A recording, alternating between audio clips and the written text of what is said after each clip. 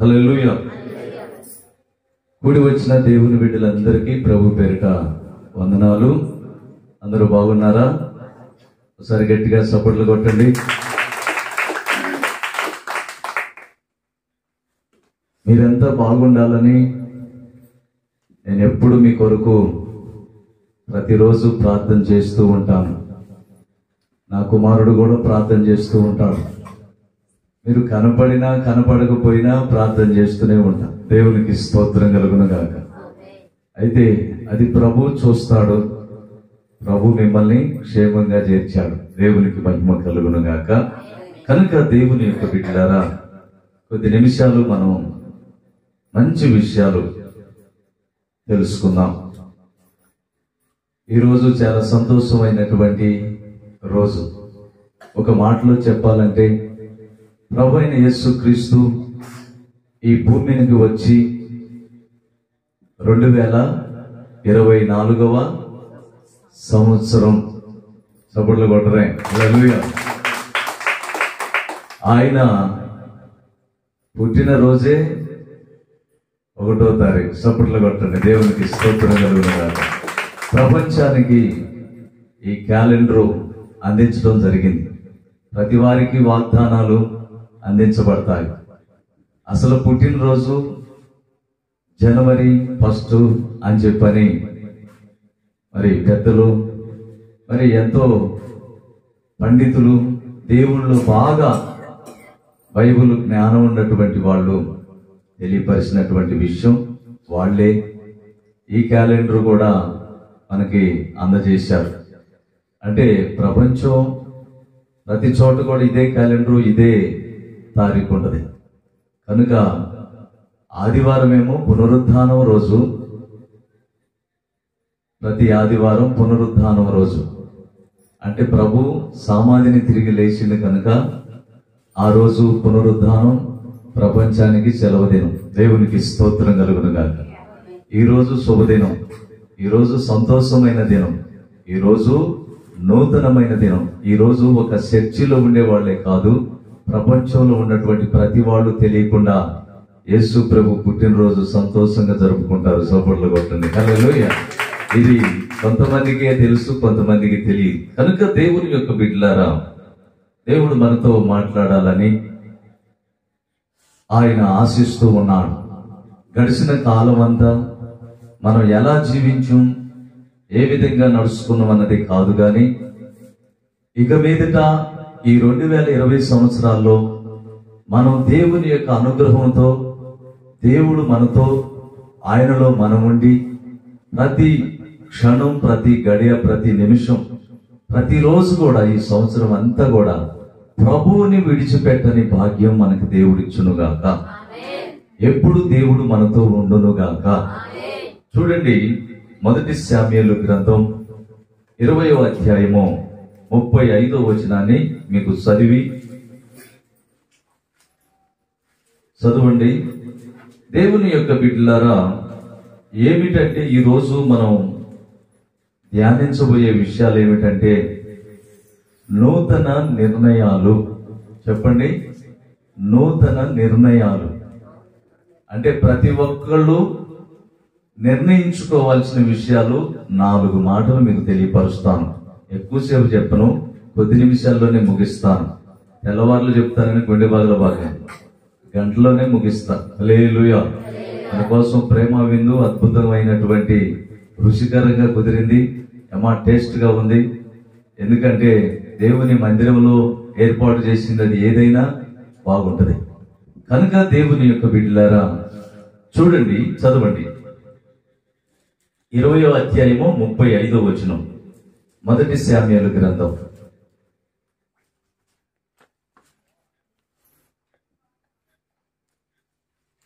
చదవాల.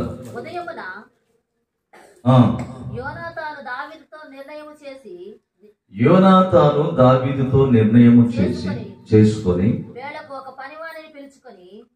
దేవుని యొక్క బిడ్డలారా, యోనాతాను అనగా సౌలు కుమారుడు. అంటే సౌలు రాజు కుమారుడు దావీదు. వీళ్ళిద్దరూ ఒక నిర్ణయానికి వచ్చారు. ఏమి నిర్ణయం అంటే, మనం ఎప్పుడు కూడా సంతోషంగా, ఆనందంగా, మనం ఈ లోక సంబంధమైన దేని గురించి కాకుండా పర సంబంధమైనటువంటి దేవుని ఆలోచనతో మనం ఒకరికొకరు సమాధానంగా, సంతోషంగా కలిసి ఉండాలని వాళ్ళిద్దరూ ఒక నిర్ణయానికి వచ్చారు. దేవునికి స్తోత్రం కలుగునుగా. సౌలు కుమారుడు అయినటువంటి యోనాతాను దావీదుతో మాట్లాడుతుండు. చదువమ్మా. ఇప్పుడు ఉదయమున యోనాతాను దావీదుతో నిర్ణయము చేసుకుని వేళకు ఒక పనివారిని పిలుచుకొని పొలములోనికి పోయెను. వాళ్ళు పొలంలో కూర్చున్నారు. వాళ్ళు పొలంలో కూర్చొని ఒక నిర్ణయానికి వచ్చారు. గడిచిన సంవత్సరం అంతా మనం ఎలాంటి పొరపాట్లు మనలో ఉన్నాయో అటన్నిటిని మనం సరిచేసుకొని ఈ సంవత్సరం అన్న దేవుడు మనల్ని చూస్తున్నాడు, దేవుడు మన వైపు చూస్తున్నాడు కనుక ఈ సంవత్సరం అన్న దేవునికి మనము ఏ విధంగా ఉండాలనే దాని గురించి ఆలోచించుకుంటూ వాళ్ళు ఒక పొలంలో కూర్చొని ఒక నిర్ణయం చేసుకుంటున్నారు. హల్లెలూయా. అలాగనే మనము కూడా మనం ఒక నిర్ణయానికి రావాలి. ఏమని నిర్ణయానికి రావాలి?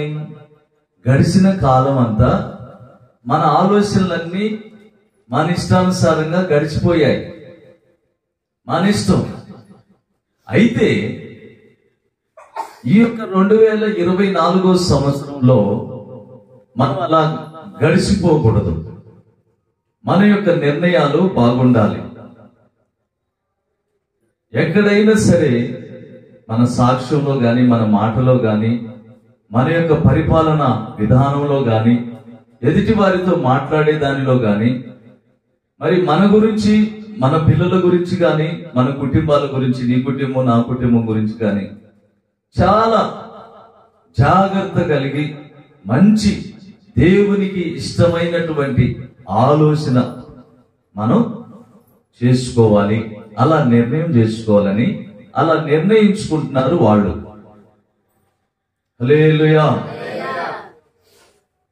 సౌలు రాజు కుమారుడు యోనాతాను చాలా గొప్పవాడు. దావీదు మహారాజు చాలా గొప్పవాడు. ప్రపంచానికే ప్రెసిడెంట్. దేవునికి స్తోత్రం కలుగునుగా. ఒక ఊరుకు కాదు, ఒక వాడకు కాదు, ఒక జిల్లాకు కాదు, ప్రపంచానికి గవర్నమెంట్ అప్పట్లో. దేవునికి స్తోత్రం కలుగునుగా. అలాంటి పరిస్థితి. అయితే దేవుని యొక్క బిడ్డలు అలాంటి వాళ్ళే ఒక నిర్ణయానికి వచ్చారు. ఒక పొలంలోకి వెళ్ళి ఒక పనివాడిని తీసుకొని పోయి వాళ్ళు కూర్చొని ఒక నిర్ణయం చేసుకుంటున్నారు. చూడండి, 42వ వచనం కూడా చదవండి. అందులోనే 42వ వచనం. అంతటా యోనాతాను యెహోవా నీకును నాకును మధ్యను, నీ సంతతికి నా సంతతికి మధ్యను ఎన్నటికి సాక్షిగా ఉండునుగాక. దేవునికి స్తోత్రం కలుగునుగా. నీకును నాకును ఎవరు సాక్షి? దేవుడు. దేవుడే నీకు నాకు సాక్షిగా ఉండునుగాక. అలాంటి నిర్ణయం. అంతంత మాత్రం నిర్ణయాలు తీసుకునే వాళ్ళు లెక్కైన వాళ్ళు కాదు, వాళ్ళు సరైనటువంటి వాళ్ళు కాదు, వాళ్ళ నిర్ణయాలు సరైన నిర్ణయాలు కాదు. ఒక నిర్ణయం తీసుకుంటే నీకు, నీ కుటుంబానికి మేలుకరంగా ఉండాలి, నీతో స్నేహం చేసే వాళ్ళకి మేలుకరంగా ఉండాలి, నీ ఇరుగు పొరుగు వారు ఎవరైనా సరే నీతో కలిసి ఉండే వాళ్ళకు కూడా ఎవరు తోడై ఉండాలి? దేవుడే సాక్షి అయి ఉండాలి, దేవుడే నిర్ణయం అయి ఉండాలి. ఇప్పుడు నేనున్నాను, నా భార్య ఉంది, నా పిల్లలు ఉన్నారు, అలాగనే మీరున్నారు. మీరెవరు? ఇప్పుడు నా పిల్లలు. వీళ్ళు శరీర సంబంధమైన పిల్లలైతే మీరు ఆత్మ సంబంధమైన పిల్లలు. వీళ్ళు శరీర సంబంధమైన పిల్లలు ఆత్మ సంబంధంగా మార్చబడినప్పుడు మనం అంతా ఆత్మ సంబంధమైన పిల్లలమే. అయితే దీని గురించి ఒక చిన్న మాట చెప్తాను, వినండి. దేవునికి స్తోత్రం కలుగునుగాక. దేవుని యొక్క బిడ్డలారా, ఒకరోజు ఏం జరిగిందంటే, నేను ఈ ప్రాంతం నుంచి సత్తెనపల్లి పట్టణానికి వెళ్ళాను. బాగా వినండి, మీకు తెలుసుకోవాల్సిన విషయాలు, జాగ్రత్తలు కొన్ని చెప్తాను. ఎలా నిర్ణయం తీసుకోవాలి, ఎలా జీవించాలి, ఎలా మాట్లాడాలి, ఎలా ఆలోచించాలి, ఎలా తగ్గించుకోవాలి, ఇవన్నీ మీకు తెలిస్తే అద్భుతంగా దేవుడు మీకు తోడై ఉంటాడు. దేవుడే మీకు సాక్షి అయి ఉంటాడు. అంతేగాని అలా పక్కింటి వాళ్ళని పిలుచుకొని వాళ్ళని సాక్షిగా పిలుచుకోవాల్సిన పని లేదు, ఇంకొకరిని సాక్షిగా పిలుచుకోవాల్సిన పని లేదు, ఇంకెవరిని సాక్షిగా పిలుచుకోవాల్సిన పని లేదు. మొన్న మాకు వచ్చిన సమస్యకి మేము ఎవరిని తీసుకెళ్ళాలా, మేముగానే వెళ్ళాం. వాళ్ళని దేవుడు అలా తాగుతుండో వాళ్ళు వెంటనే వాళ్ళ మనసు మారిపోతుంది. దేవునికి స్తోత్రం కలుగునుగా. అక్కడ ఉన్నటువంటి ఆ గవర్నమెంట్ కూడా మమ్మల్ని చూసి ఇలా అయిపోతున్నారు, ఏంటి తండ్రి కుమారుడు ఇలా ఉన్నారని, ఇలాంటి వారి మీద ఇలాంటి తప్పుడు నిర్ణయాలు ఏంటని. అయితే దేవుని యొక్క బిడ్డలు అటు కాదు మన ఆలోచన. మీకు ఒక విషయం చెప్తున్నాను. ఇప్పుడు నీకును నీకును నా కుటుంబానికి నా ప్రజలకి, నీ కుటుంబానికి నీ ప్రజలకి, అంటే నీతో ఉన్న వారికి నాతో ఉన్న వారికి. అయితే మన ఇద్దరి యొక్క నిర్ణయం ఎలా ఉండాలంటే, నాకు నీకు దేవుడే సాక్షిగా ఉండాలి. దేవుడే సాక్ష్యం అయితే ఇక తేడాలు ఉంటాయా? దావీదులో గాని ఇక యోనాతానులో గాని వీళ్ళిద్దరి మధ్యలో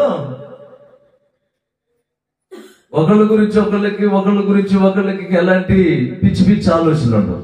అలాగనే భార్యాభర్తల మధ్యలో కూడా అలాగ ఉండాలి.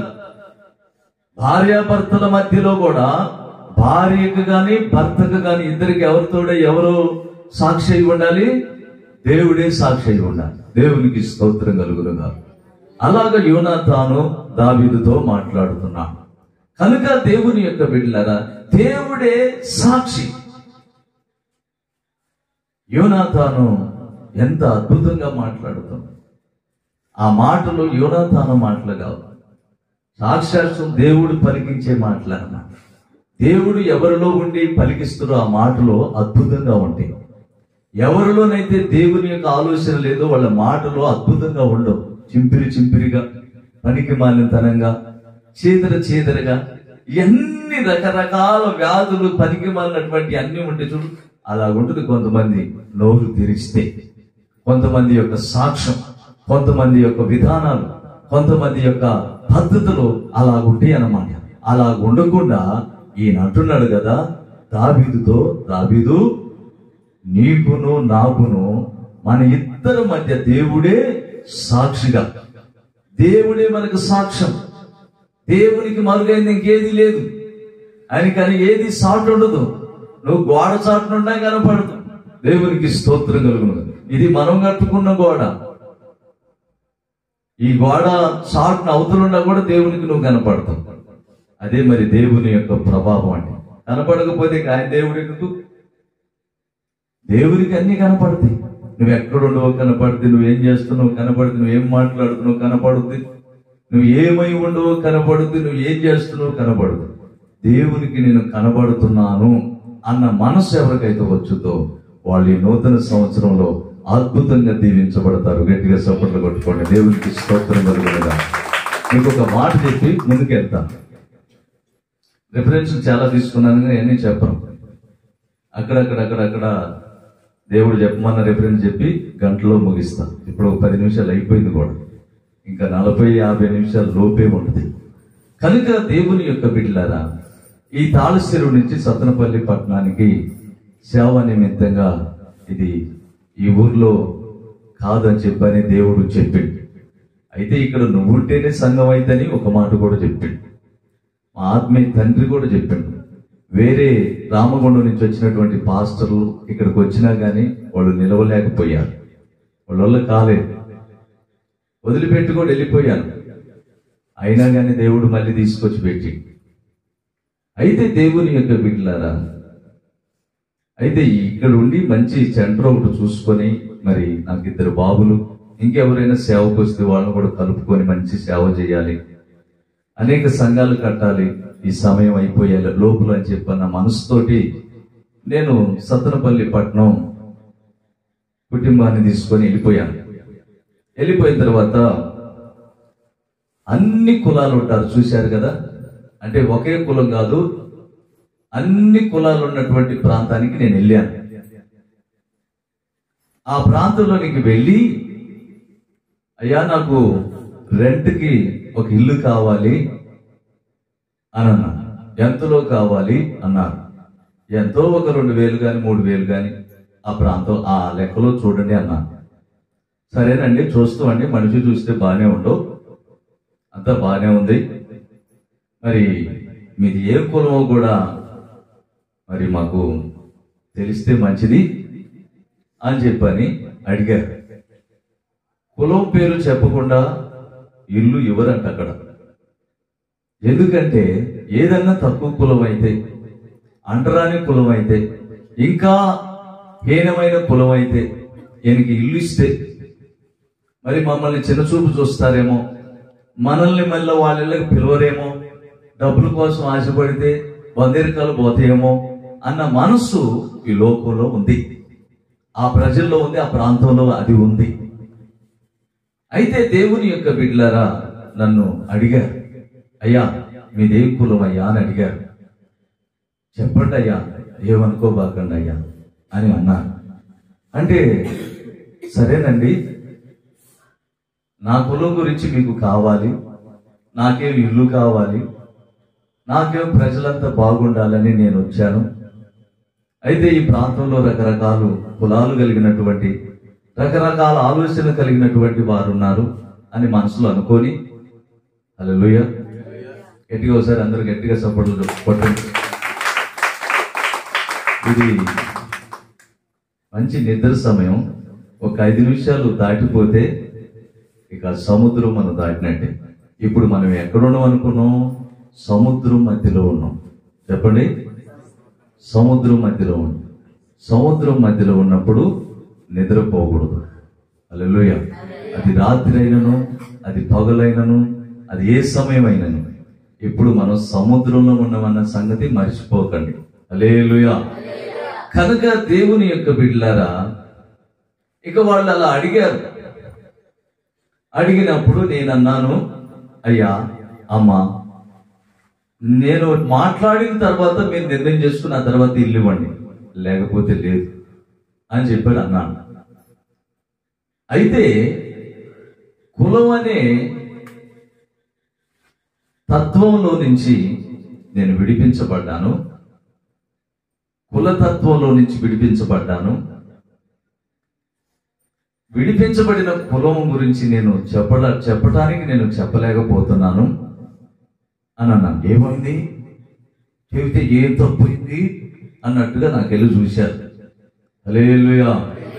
ఈ మాటే ₹1,00,00,000 మాట. మీరు ఇంటి దేవునికి స్తోత్రం కలుగును గాక. అందరూ ఏనండి, ఇది ₹1,00,00,000 మాట. నిర్లక్ష్యం, అవిధేయత, ఇవన్నీ దేవుళ్ళలోకి వచ్చినాక ఇవన్నీ పోతాయి. ఈ మనిషిలో ఎప్పుడైతే నిర్లక్ష్యం ఉంటుందో ఆ మనిషిని బట్టి కులాన్ని, ఆ మనిషిని, ఆ కుటుంబాన్ని చిన్నచూపు చూస్తారు. మనిషిలో ఎప్పుడైతే మార్పు వచ్చిందో, మంచి మార్గంలో అన్నిట్లో బాగుంటారో వారితో జాగ్రత్తగానే మాట్లాడతారు. అందుకని చాలా జాగ్రత్త నేర్చుకోవాలి దేవుని బిడ్డలు. అందరితో కూడా షబాష్ అనిపించుకోవాలి. అయితే దేవుని యొక్క బిడ్డలారా, నేను వెళ్ళినటువంటి ప్రాంతంలో షబాష్ అనిపించుకున్నాను, కానీ ఇక నీది ఏ కులం అనడానికి భయపడేటట్లు చెప్పాను. హల్లెలూయా.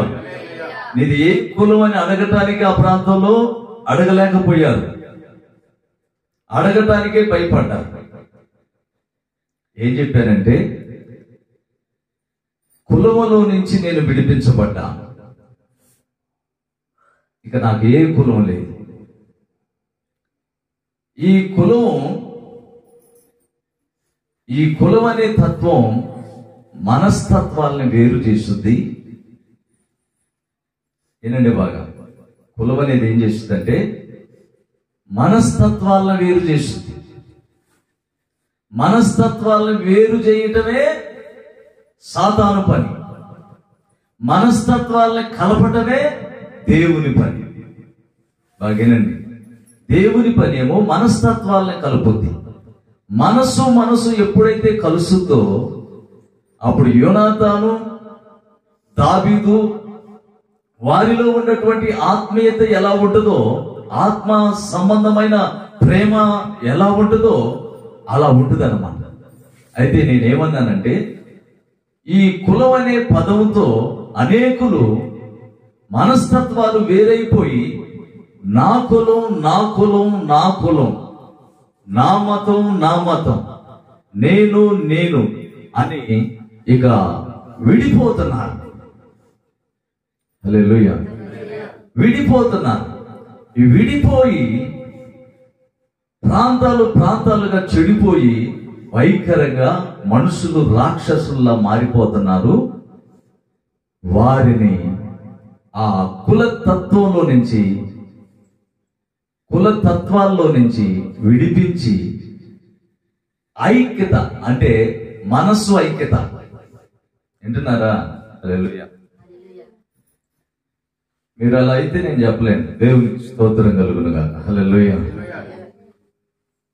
ఈ కులం ఏం చేసిందంటే మనస్తత్వాలను వేరు చేసింది, మనుషుల్ని వేరు చేసింది, మనుషుల్లో భేదాలు కలగజేసింది, మనుషుల్లో అసూయ కలగజేసింది, మనుషుల్లో ఈర్ష్య కలగజేసింది, మనసుల్లో కుళ్ళు కుచ్చితాలు రకరకాలైనటువంటి కలగజేసి మనుషుల్ని మనుషులుగా లేకుండా నరకానికి తీసుకొని పోద్ది ఈ కులం. దేవునికి స్తోత్రం కలుగునుగా. అయితే నేనేమన్నానంటే, అమ్మా, ఈ భూమి ఏ కులస్తున్నైనా ఈ భూమి భరిస్తుంటదమ్మా. ఆ కులం ఈ కులం, ఈ కులం ఆ కులం అని ఈ భూమి మాట్లాడదు. మనకి వీచుచున్నటువంటి గాలి ఉంది కదా, ఈ గాలి పెద్ద కులం, నువ్వు చిన్న కులం అని చెప్పని, అది పెద్ద కులం అని చెప్పని, నీవు పెద్దోడివి కదా నీకెందుకులే గాలి అని చెప్పి చిన్నోడికి విసిరింది అనుకో, పెద్దోడు కూలిపోతాడు. మరి నువ్వు చిన్నోడు కదా నీకెందుకు విసరాలని పెద్దోడికి విసిరింది అనుకో గాలి, ఈడు కూలిపోతాడు. అందుకని గాలికి కులం లేదమ్మా, ఈ భూమికి కులం లేదు, నీటికి కులం లేదు, సూర్యుడికి కులం లేదు, ఆకాశ నక్షత్రాలు కలిగి ఉన్నటువంటి దేనికి కులం లేదు. ఆయన నన్ను ఈ ప్రాంతానికి, వీటన్నిటిని కలగజేసిన ఆ దేవాది దేవుడు ఈ ప్రాంతానికి నన్ను నడిపించుడు. ఇక నన్ను ఏమీ అడగొద్దని చెప్పాను. హల్లెలూయా. ఇక అంతే, ఎవ్వరు కూడా ఇక నా కులం అడగల. హల్లెలూయా. ఇప్పుడు నేను అందరికీ కావాల్సిన యేసు ప్రభు కులం ఉంటే దేవుడు ఎట్లయితుడు? కులం ఉన్నోడు దేవుడేనా? కులానికి ఒక దేవుడు ఉంటాడా? ఉంటుందండి. ఈ కులాలన్నీ పెట్టుకుంది మనుషులే కొన్ని దేవుళ్ళు ఏర్పాటు చేసుకున్నారు. దేవుడు మనల్ని, భూమిని, కలిగి ఉన్న అన్నిటినీ కలగజేసింది. అసలు ఈ భూమి ఎందుకు కలిగిందో తెలుసా? సూర్య చంద్ర నక్షత్రాలు ఎందుకు కలిగినాయో తెలుసా మీకు? హల్లెలూయా. ఎందుకు కలిగినాయో తెలుసా? వీటన్నిటిని కలగజేసింది మన కోసమే. ఎందుకు మన కోసం కలగజేసిందంటే, ఈ భూమి మీద మనం రేపు శాశ్వతమైన మరొక రాజ్యం పరలోకంలో ఉంది పైన. అయితే నిన్న ఒక ఆయన అన్నాడు కదా, వాళ్ళ నాన్న చనిపోయింది. నేను క్రాప్ చేయించుకోవటానికి వెళ్ళాను. వాళ్ళ నాన్న చనిపోతే నేను గబక్కన చనిపోయిందనే మాట ఎవరిని మాట్లాడను. వాళ్ళు హిందువులైనా ఎవరైనా సరే, మీ నాన్న మహిమలోకి వెళ్ళిపోయింది కదా అన్నాను. ఓకే. అయితే నేను మా నాన్న అంత్యక్రియలు అనగా కాలుస్తారన్నమాట. కాల్చినటువంటి బూడిదని పట్టుకొని కాశీకి వెళ్ళి మొన్ననే 3 రోజుల క్రితం గంగలో కలిపి వచ్చాను. ఇక మా నాన్న గురించి నాకు దిగులు లేదు అన్నాను. వినండి ఈ మాట. హల్లెలూయా. ఆ బూడిద అంటే ఆయన శరీరం కాల్చబడి బూడిదైపోయింది చూడు, ఆ బూడిదని తీసుకుపోయి కాశీలో ఆ నీళ్ళలో కలిపితే పాపం పరిపూర్ణం అయింది, మరణాన్ని కనదు. ఈ పాపం అంతా తీసివేయబడి పరలోకానికి వెళ్ళిపోతాడని ఆలోచన. అయితే మీకు ఒక మాట చెప్తా, ఈ శరీరం ఉండగా మన ఇష్టానుసారంగా ఇచ్చలవిడిగా ఏదో దేవుడిని ఎరగకుండా పాపంలో నడిచిపోయి చనిపోయినటువంటి శరీరాన్ని తర్వాత కాల్చి బూడిద చేసి ఆ నీళ్ళలో కలిపితే ఆయన పరలోకానికి పోతాడు అనుకోవటం అవివేకమా, జ్ఞానవంతులు లెక్క? ఈ శరీరం ఉండగానే బాగుంది, వినండి, ఈ శరీరం ఉండగానే ఈ శరీరంలో ఉన్నటువంటి పాపపు క్రియలు కాల్చివేయాలి. అంతేగాని చనిపోయిన తర్వాత తీసిపోయి శరీరాన్ని కాల్చడం అది కాదు. హల్లెలూయా. పరిశుద్ధ గ్రంథంలో ఏమి రాయబడి ఉందంటే, శరీరంలో ఉన్నటువంటి పాపపు క్రియలు, శరీరంలో ఉన్నటువంటి అజ్ఞాన క్రియలు, లోకపు క్రియలు, ఇవన్నీ కాలిపోయి అవి బూడిదైపోవాలి. ఎట్లా అయిపోతాయి?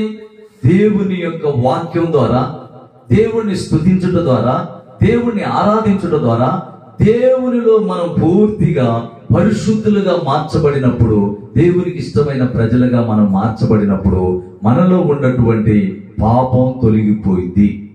ఆ పాపం మనలో నుంచే తొలగిపోవాలి.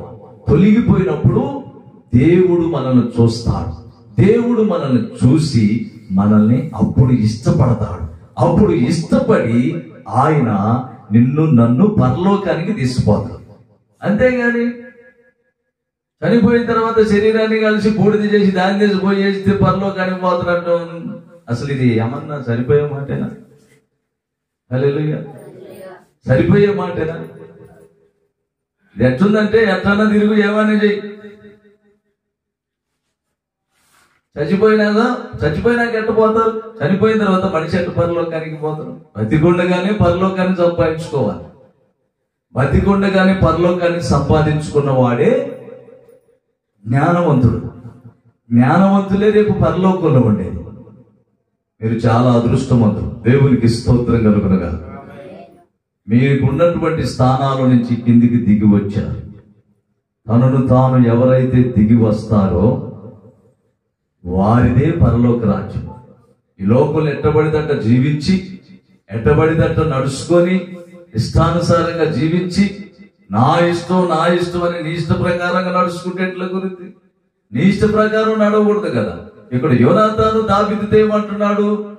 నాకు నీకు దేవుడే సాక్షి అంటున్నాడు. అంటే నువ్వు ఎలా జీవిస్తావో నేను ఎలా జీవిస్తావు, మన మధ్య ఇద్దరి మధ్య దేవుడు ఉన్నాడు, యెహోవా ఉన్నాడు. ఆయన సాక్ష్యం, ఆయన చూస్తూ, ఆయన తీర్పు తీరుస్తూ. మనం ఎవరు అండి? మనకేం తెలుసు? ఇప్పుడు మాట్లాడేది మనం కాదు, దేవుడు ఇక్కడ మాట్లాడతాడు. దేవుడు మాట్లాడితే మనకు తెలియని విషయాలు తెలియపరచబడతాయి. హల్లెలూయా. అంతేగాని ఇంకా ఏది పెడితే అది మనం ఆలోచించుకోకూడదు. చూడండి, ఇంకొక మాట చదువుకుందాం. ఆదికాండం 8వ అధ్యాయం 21వ వచనం చూడండి. దేవుడే సాక్ష్యం. హల్లెలూయా. తర్వాత ఏమంటే ఎఫెసీయులకు రాసిన పత్రిక 1వ అధ్యాయం 12వ వాక్యం కూడా చదువుకుంటూ త్వరగా ముందుకెళ్దాం. అప్పుడు యెహోవా ఇంపైన సువాసన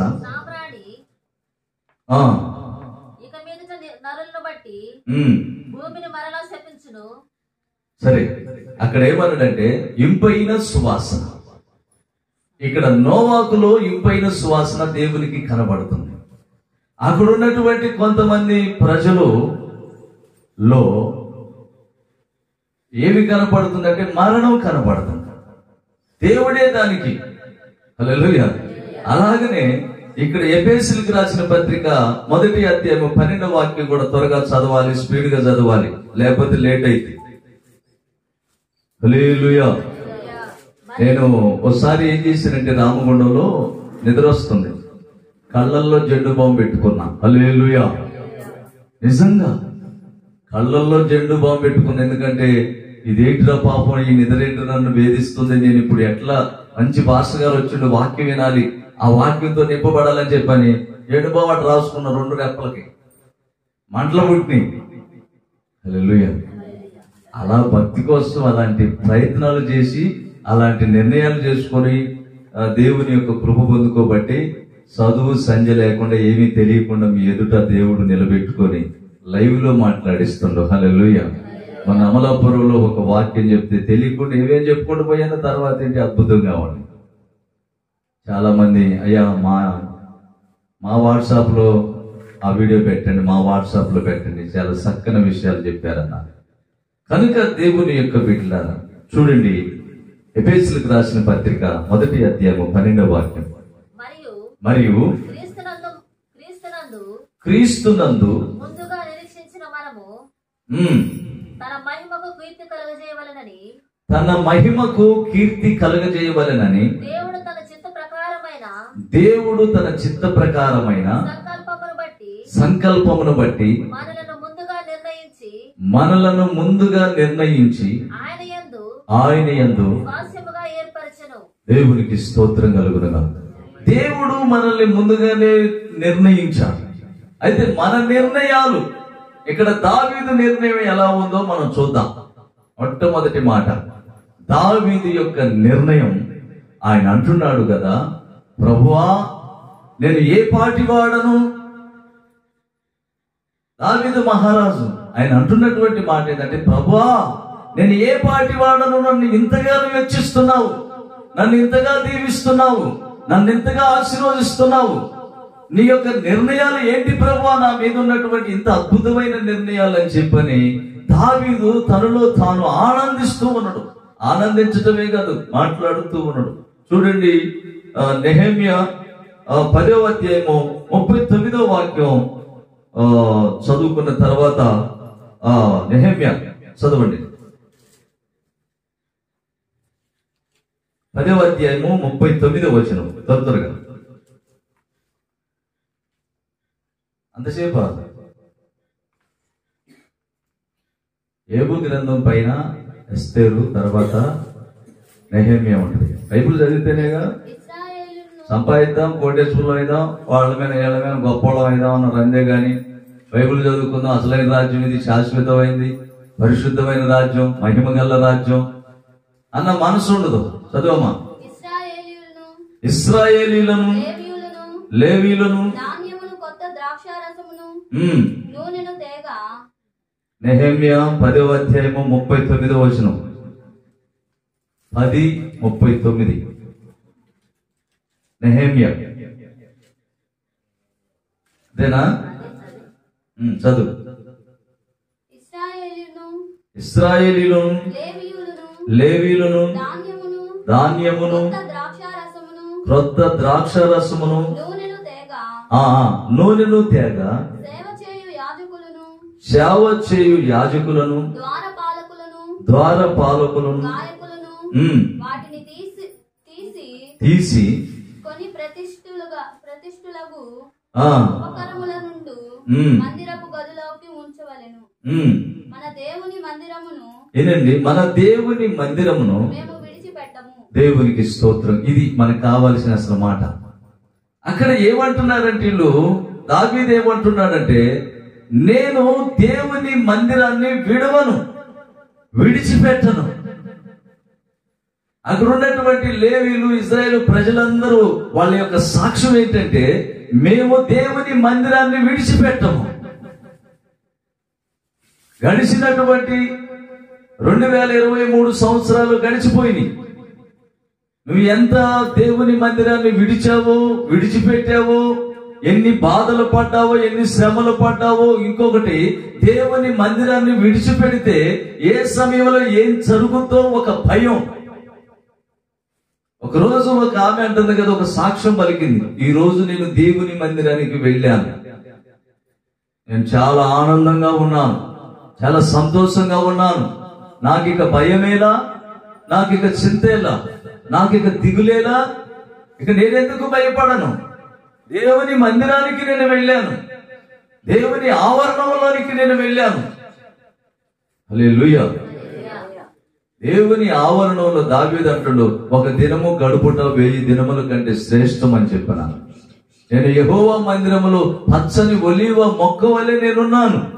అంటే దేవుని మందిరంలో ఉన్నటువంటి వాళ్ళు అలా ఉంటారు, దేవుని ఆలయంలో ఉన్నటువంటి వాళ్ళు అలా ఉంటారు. వారానికి ఒకసారి వచ్చే క్రైస్తవులు కాదు, వాళ్ళకేం తెలియదు. హల్లెలూయా.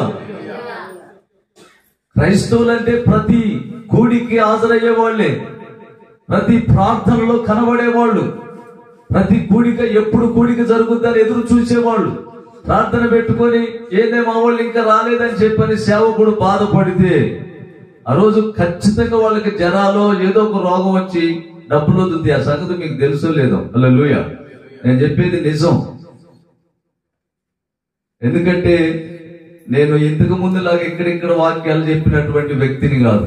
పెద్ద పెద్ద సేవకులు ఇంకా పండితులు ఎక్కడెక్కడ మంచి మంచి ప్రసంగాలు చేస్తున్నారు. అలాంటి వాళ్ళ మధ్యలోకి దేవుడు నన్ను తీసుకొని పోయి ఎవరు ఎలా బోధిస్తున్నారో, దేవుడు నాలో ఉండి ఏం మాట్లాడిస్తుండో, ఈ పరిశుద్ధ గ్రంథంలాగా మాట్లాడుతున్నానా లేదా అనే విషయాలను బట్టి నడుచుకుంటున్నాం. హల్లెలూయా. ఇక్కడ ఈ పులిపీఠం మీద మాట్లాడుతున్నటువంటి ప్రతి సేవకుడి నోటిలో నుంచి వచ్చే ప్రతి మాట నెరవేరుతుంది, ఖచ్చితం అన్నమాట. దానివల్ల నష్టాలు, కష్టాలు, కన్నీళ్లు, వేదనలు, శోధనలు సేవకులు చెప్పింది చేయాలి. దేవుని వాక్యానుసారంగా ఉన్నటువంటి సేవకులే, ఎవరు పడితే వాళ్ళు కాదు, వేషధారులు కాదు, వేషాలు మేలేసుకొని రంగులు వేసుకొని డిజైన్లు వేసుకునే వాళ్ళు కాదు. హల్లెలూయా.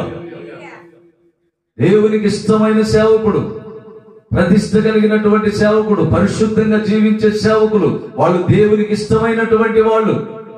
హల్లెలూయా. కనుక దేవుని యొక్క బిడ్డలారా, 2023 సంవత్సరాలు గడిచిపోయా, 24 సంవత్సరంలో మనం అడుగులు పెట్టాం. ఈ 2024 సంవత్సరం నుంచి దేవుడు మనతో ఏమని అంటున్నాడంటే, ఇదిగో ప్రభువా, ఇక మీదట నీ మందిరాన్ని నేను విడిచిపెట్టను. ఆమేనండ్రే.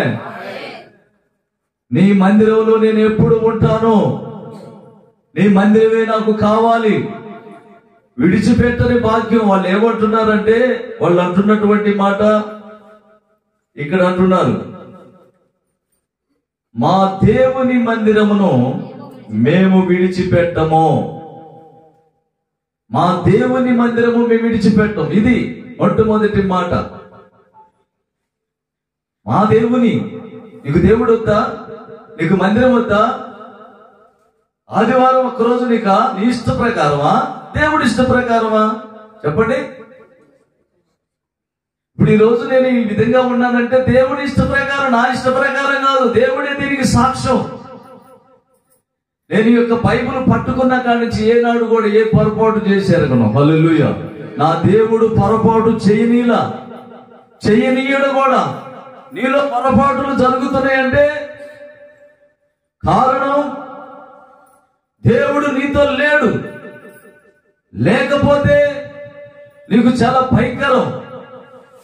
కనుక దేవుని యొక్క బిడ్డలారా, దేవుడు మనతో ఉండాలి. నా సొంత వాళ్ళైనా సరే, ఎవరైనా సరే, దేనికైనా కానీ, ఏ ఫంక్షన్కి పిలిచినా కూడా దేవుని పని ఉంటే నేను దేవుని పనే గాని నేను ఇక బంధుత్వాలు, ఫంక్షన్లు, ఇటుకి ఇక నేను లేను. నేను ఎప్పుడో గుడ్ బై చెప్పా. హల్లెలూయా. నా మటుకైతే బ్రతుకుట క్రీస్తే, సావు అయితే లాభం అనుకున్నటువంటి వ్యక్తిని నేను. ఇప్పుడు క్రీస్తులో ఉండి నేను చనిపోయాను అనుకున్నాను, చాలా సంతోషం. సత్రపల్లిలో నన్ను అన్నారు కదా, అయ్యా నువ్వు ఇంతకు ముందు భయంకరమైనటువంటి వ్యక్తి కదా, నీ శత్రువులు చాలా మంది ఉన్నారు, వాళ్ళు ఇంకా పిల్లలకు పెరిగారు, వాళ్ళు మరీ రౌడీలు అయిపోయారయ్యా, వాళ్ళు మరీ పొడుతారయ్యా, మరి నిన్ను చంపుతారయ్యా, ఎలాగయ్యా అని చెప్పాను అన్నారు. హల్లెలూయా. నేనన్నాను, దేవుళ్ళు లేనప్పుడే కాపాడబడ్డాను, ఇక దేవుడే నాకు తోడై ఉంటే వాళ్ళు నన్నేం చేస్తారు, భలే ఎవరైనా ఇట్లాంటి మాటలన్నీ బెదిరించే మాటలు.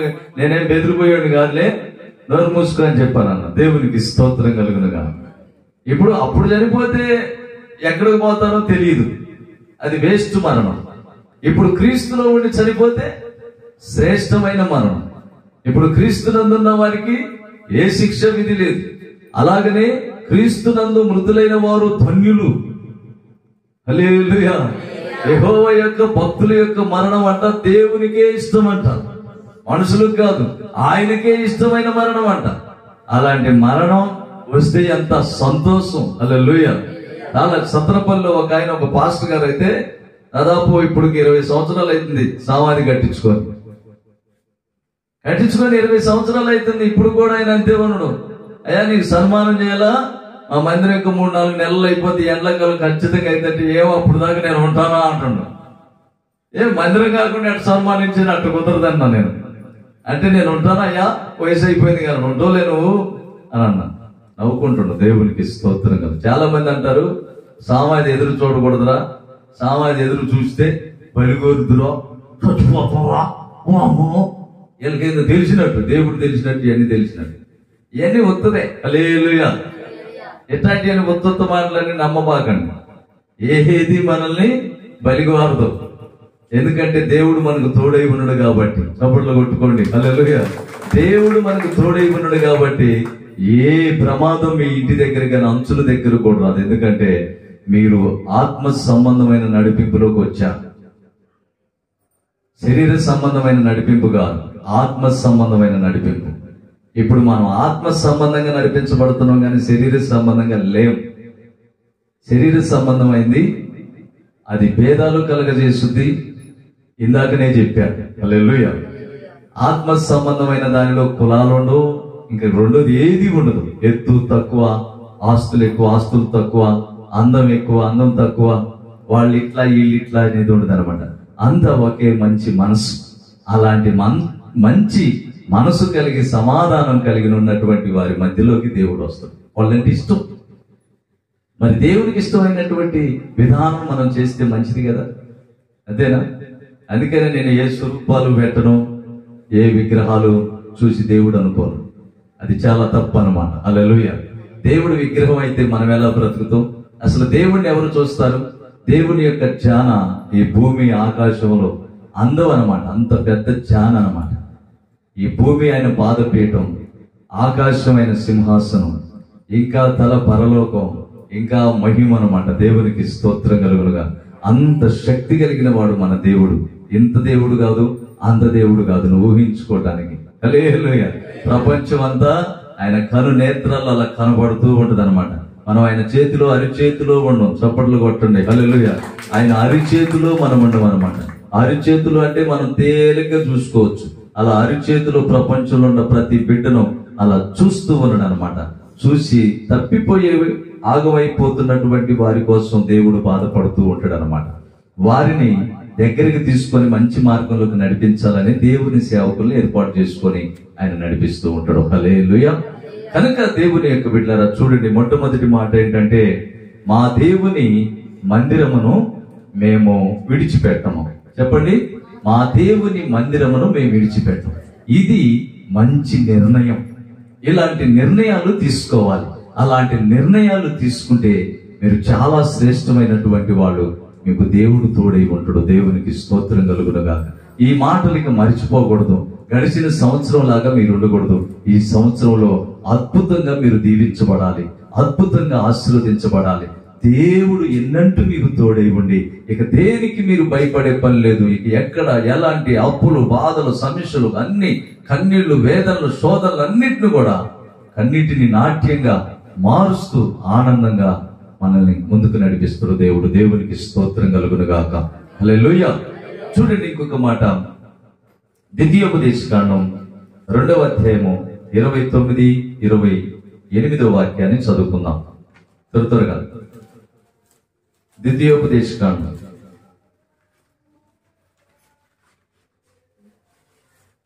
2వ అధ్యాయం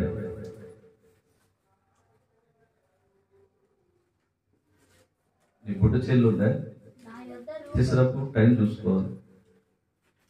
టైం చూసుకోకుండా ఒకసారి ఏం చేశానంటే నేను గంట చెబుతానని చెప్పి పొద్దు పొడిచింది. నాతో చిత్రులు కాదు. హల్లెలూయా. ఎందుకంటే నమ్మటానికి వీల్లేదు. పొద్దు పొడిచింది అనుకో, అన్నం చల్లారిపోయింది, ఇక మీ పని మళ్ళీ వేడి చేసుకొని తింటున్నా. దేవునికి స్తోత్రం కలుగునుగా. హల్లెలూయా. చూడాలి, ద్వితీయోపదేశకాండం 2వ అధ్యాయము 29 వచనం. షేయీరులో నివసించు ఏశావు సంతానం. చదవకూడదు, కొనించుకొని ఇంటికాడ ఊరికనే ఉంటావుగా. బైబుల్ చదువుకోవు. బైబుల్ చదువుకుంటే రేపు సేవకు పనికి వస్తావు, లేకపోతే విశ్వాసుల కంటే ఇంకా దారుణం అయిపోతాం. హల్లెలూయా. చదవమ్మా. షేయీరులో నివసించు ఏశావు సంతానపు వారును, ఆరులో నివసించు మోయాబీలను నాకు చేసినట్లు మా దేవుడైన యెహోవా మీకిచ్చుచున్న దేశములో ప్రవేశించుటకై యోర్దాను దాటు వరకు సమాధానపు మాటలు పలికించితిని. దేవునికి స్తోత్రం కలుగును గాక. పైన 28 నా యొద్ద రూకలు తీసుకొని తిరుటకు భోజన పదార్థములు నాకిమ్ము. నా యొద్ద రూకలు తీసుకొని త్రాగుటకు నీళ్ళిమ్ము. హల్లెలూయా. అయితే దేవుని యొక్క బిడ్డలారా, వీళ్ళిద్దరూ కిందే ఉందంటే సమాధానం, ఐక్యత.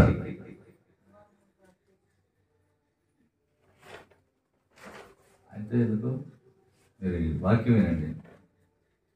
దేవునికి స్తోత్రం కలుగును.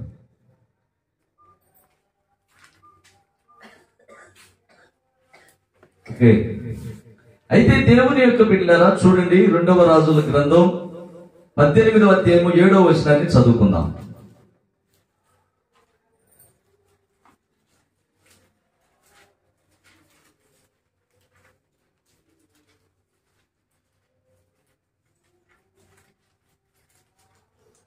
కావున యెహోవా తనకి తోడుగా ఉండెను.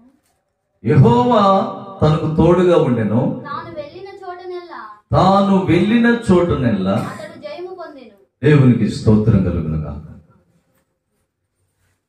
మోసేకి దేవుడు తోడై ఉన్నాడు.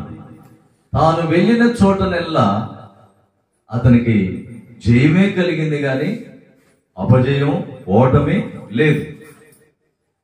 మోసే సముద్రం ఎదురుగా నిలబడినప్పుడు సముద్రం 2 పాయలుగా దేవుడు వచ్చి చీల్చేసి నడిపించింది. తోడుగా ఉన్నాడు, ఎన్నో అద్భుత కార్యాలు చేశాడు. కారణం దేవునికి ఇతను అప్పగించుకున్నాడు, దేవుని ఆలోచనకి అప్పగించుకున్నాడు.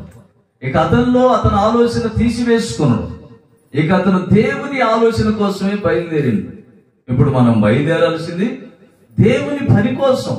నీ బిడ్డల్ని బ్రతికించుకొని నీ బిడ్డలకి ఏదో నువ్వు ఆస్తులు సంపాదించడం కోసం కాదు.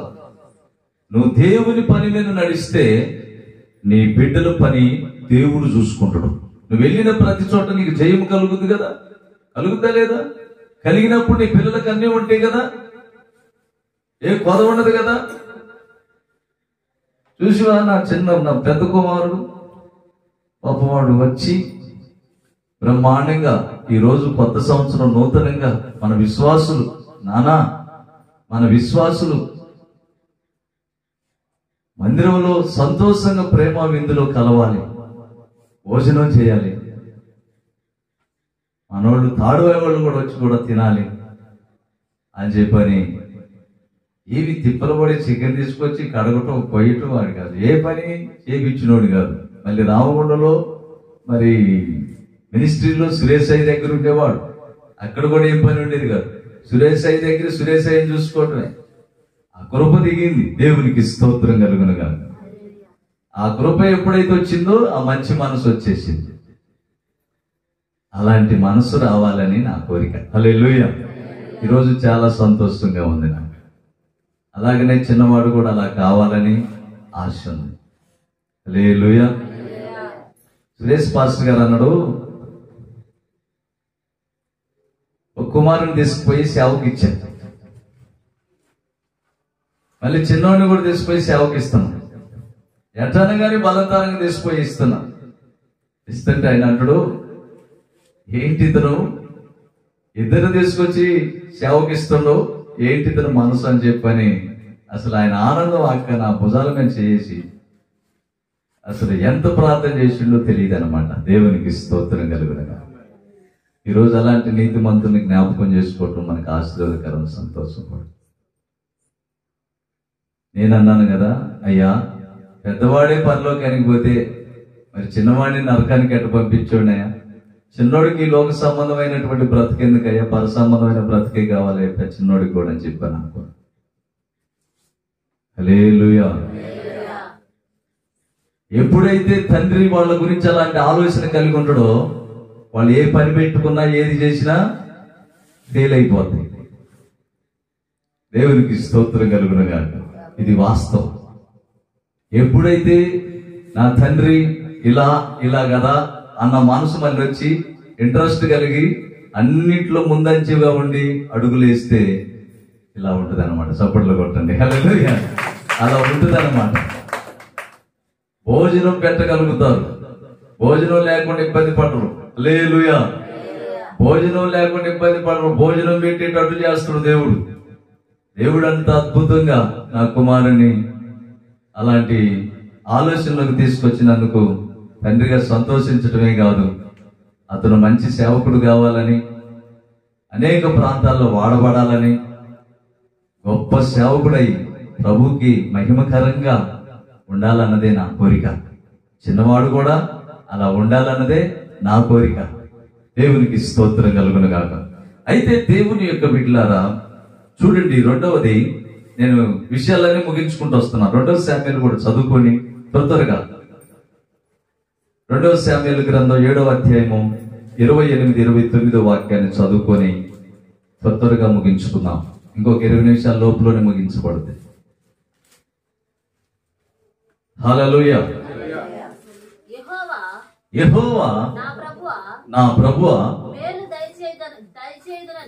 మేలు దయచేదునని నా దాసుడనైనా నీవు దేవుడవు గనుక నీ మాట సత్యము దయచేసి నీ దాసుడనైనా నా కుటుంబము నిత్యము నీ సన్నిధిన ఉండునట్లుగా. హల్లెలూయా. ఆ మాట మీరంతా రాసుకోండి, స్టిక్ పెట్టుకోండి. దేవా, నేనును నా కుటుంబం అంతయు అందరం కూడా నీ సన్నిధిన ఉండునట్లు దానిని ఆశీర్వదించు. నేను అలాగనే హల్లెలూయా, నా కుటుంబం అలా ఆశీర్వదించబడాలి, నా బిడ్డలు అలా ఆశీర్వదించబడాలి. నిర్ణయం అలాంటి నిర్ణయం తీసుకోవాలి.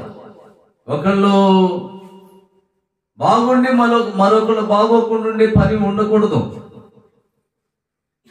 మా బాబుకి చిన్నప్పుడు ఆంజనేయ స్వామి బొమ్మను కూడా వేశారు మెడలో. ఆవిడ చెబితే కౌన్సిలర్ వచ్చి దేవునికి స్తోత్రం కలుగును మాట కొట్టేయాలి.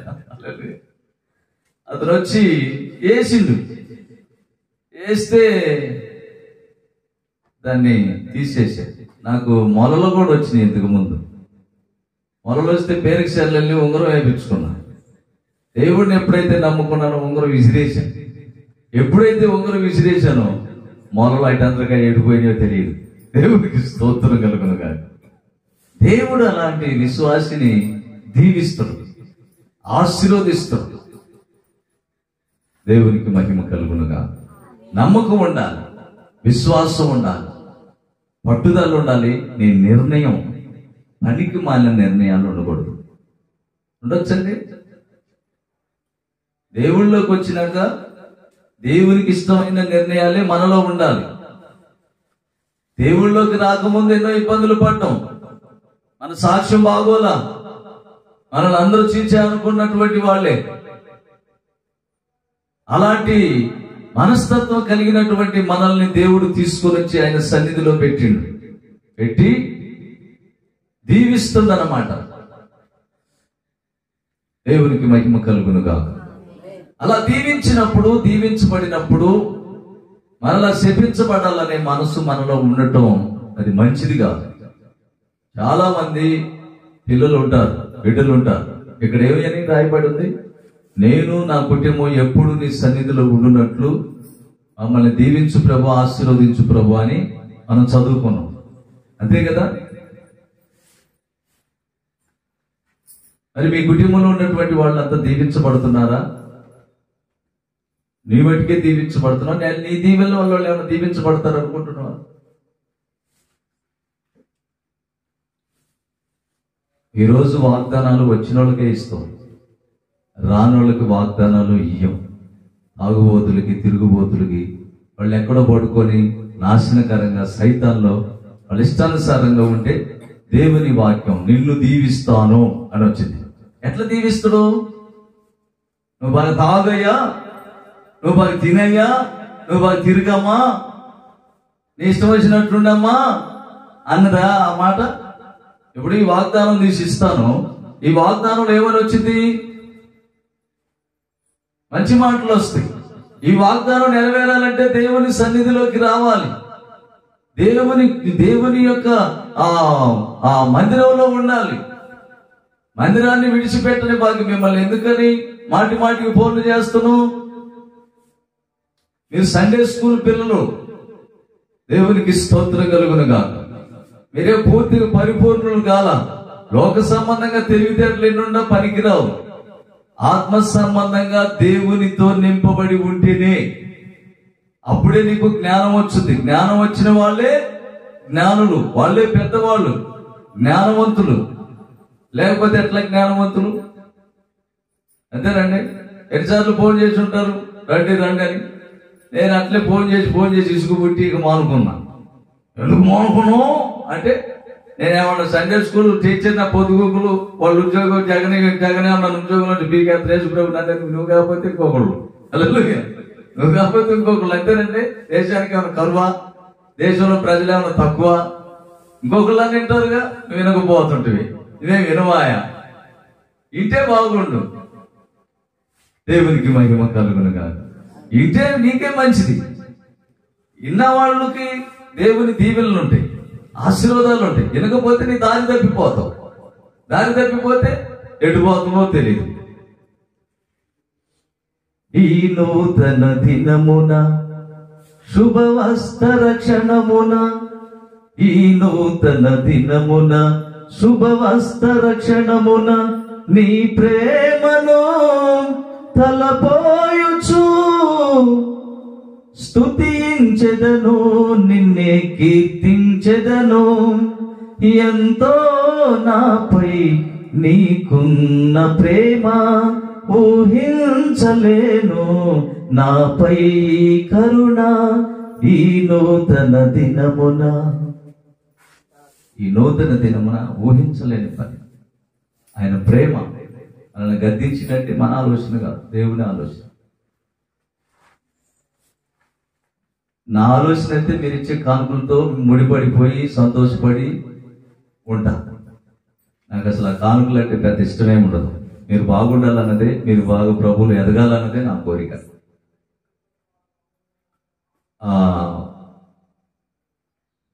ఈ బాబు బాలాజీ అని అతని భార్య చిన్న సాక్ష్యం చెప్పి 4 మాటలు మాట్లాడి ముగిస్తాను. దేవుని విషయాలు సాక్ష్యం చెప్పుకోగలవు కదా, వచ్చి నిలబడి చెప్పగలుగుతావు కదా, తర్వాత చెప్తే కానీ. అయితే నేను 2 మాటలు వివరిస్తాను. అతని భార్యకి గర్భిణీ వచ్చింది. డాక్టర్లు అన్నారు కదా, గర్భిణీ వస్తే ఈ గర్భిణీ ఉంచితే పెద్ద ప్రాణానికి ప్రమాదం అని చెప్పారు. వీళ్ళ యొక్క నమ్మకం, ఈ పాస్టర్ గారు ఏ ప్రార్థన చేసినా ఆ వాళ్ళకి దయ్యాలు రోగాలు అన్నింటిలో ఊరు కూడా చెప్పుకుంటుంది, పాస్టర్ గారు చూస్తే దైవికంగా ఉన్నాడు అని భయంతోనో ధైర్యంతోనో ఏదో రకంగా నా దగ్గరికి వచ్చారు. వాళ్ళ ఫ్యామిలీ అంతా వచ్చి నిలబడ్డారు. అయ్యా ఇలా జరుగుతుంది, ఎలా చేద్దామని చెప్పని వాళ్ళిద్దరూ, అమ్మ కుమారుడు వాళ్ళ అక్క, వీళ్ళు అడిగారు. అడిగితే ప్రార్థన చేద్దాం, దేవుడు గొప్పవాడు, నీ భార్యకి ఏం కాదు, పుట్టబోయే బిడ్డకు కూడా ఏం కాదు, నేను ప్రార్థన చేస్తాను. ఇదే మాట అన్నానా, ఇంకేమన్నా? తలకాయ ఒప్పంగా నోటితో చెప్పు. తలకాయ ఊపితే నీ బయటికి కనపడి, నోటితో చెబితే అందరికి తెలిసింది. హల్లెలూయా. మళ్ళీ పైపెచ్చు ఆమెకి మళ్ళీ మగ పిల్లగాడు, ఆడపిల్ల కూడా కాదు. మగ పిల్లగాడు అయితే బాగుండు అనుకుంటున్నారు, మగ పిల్లగాడే ఇచ్చింది దేవుడు. వాళ్ళ విశ్వాసం, వాళ్ళ నమ్మకం చలిలో కూడా వచ్చారు. అయితే ఈ రోజు నుంచి మీరు అట్లా ఉండరు కాదు. ఈ సంవత్సరం మీ యొక్క దేహాలు మిమ్మల్ని అద్భుతంగా ఇంకా అన్ని విధాలుగా దేవుడు దీవించబోతున్నా అనుకోండి. ఎందుకంటే దేవుడు అలా అభయం ఇస్తే మాట ఇచ్చి మాట తప్పేవాడు కాదు మన దేవుడు. మనుషులు మాట ఇచ్చి మాట తప్పుతారు, దేవుడు మాట తప్పుడు. ఆ అబ్బాయికి ఒకటి చెప్పాను, ఏమని చెప్పానంటే దేవునికి ఇష్టమైన పని ఒకటి చేయమని. ఇప్పుడు మనం మాట్లాడుతున్నటువంటి ఈ బాక్సులు సౌండ్ సిస్టమ్ ఆ అబ్బాయి కొనుక్కొచ్చిండు, దేవుడిదిలే కొనుక్కొచ్చిండు. ఏం చెప్పాను, నీకు దేవుడు నిన్ను చల్లగా చూడాలంటే, నీ భార్య కడుపులో ఉన్నటువంటి బిడ్డ క్షేమంగా ఉండాలంటే, నేను ఒక చిన్న పని చెప్తున్నాను. ఎన్ని కష్టాల్లో ఉన్నా నాకయ్యా అనవసరం, ఎందుకంటే నువ్వు దీవించబడాలి. హల్లెలూయా. మనం సౌండ్ బాక్స్లు ఎటువంటి బాగా ఆరాధన చేసుకోవచ్చు, ప్రార్థన చేసుకోవచ్చు, బాగుంటుంది అని చెప్పాను. అన్నా ఎంత అయితే అన్నాను కానీ కుదరదు అది ఇది అని చెప్పాను.